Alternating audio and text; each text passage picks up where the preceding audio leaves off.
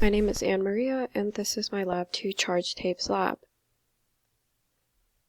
The purpose of this lab was to create a computational model of two charged tapes exerting an electric force on one another and experiencing a gravitational force. I was also tasked to estimate net charge by modeling each tape as a line charge. This lab applies Newton's laws as well as electric force and field equations. The physics principles used in this lab are Coulomb's law and Newton's second law.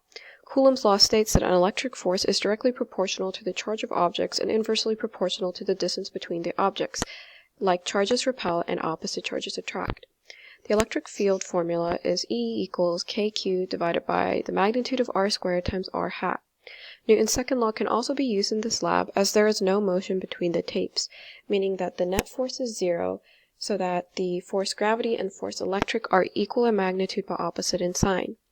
Note that the tapes are line charges and not point charges in this lab, so we will split the tape into small sections and then treat each small section as a point charge. So quick lab 1 review. I created charged upper tapes by laying down a base tape, laying down another piece of tape on top of the base tape, and then ripping it off to create a charged upper tape.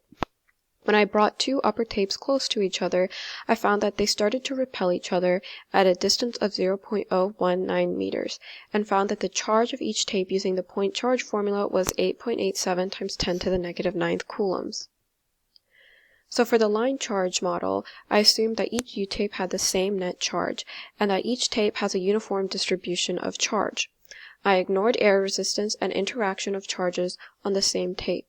And to have a summation, I divided the tape into 10 smaller pieces and then summed up all the E field on each piece. For the computational model, I first identified constants at the beginning, such as gravity, mass, and Q, which is the charge that was determined through trial and error. I then wrote an E-field function from Lab 1, which calculates the electric field exerted on the top by each bottom chunk. And then to find the total E net, I used a for loop to sum up all of the E-field arrows that were created by each bottom chunk exerting an electric force on each top chunk of the tape. I could find the E-field at each location by doing dq times the dE at each location, and Q was found using trial and error to make the electric force and gravity forces equal. So in this computational model, we can see that the yellow arrow represents the gravitational force and the white arrow represents the electric force. The spheres represent small chunks of the tape, with the red spheres representing the 10 sections of the upper tape, and the blue spheres representing the 10 sections of the bottom tape. Each green arrow represents a E field exerted on the top section by the bottom section, and the white arrow is a summation of all the smaller E-field arrows. So what if the charged tapes were modeled as point charges? The point charge was found to be 8.87 times 10 to the negative 9th coulombs, whereas using the line charge model, I found Q to be equal to 2.29771 times 10 to the negative 8 coulombs.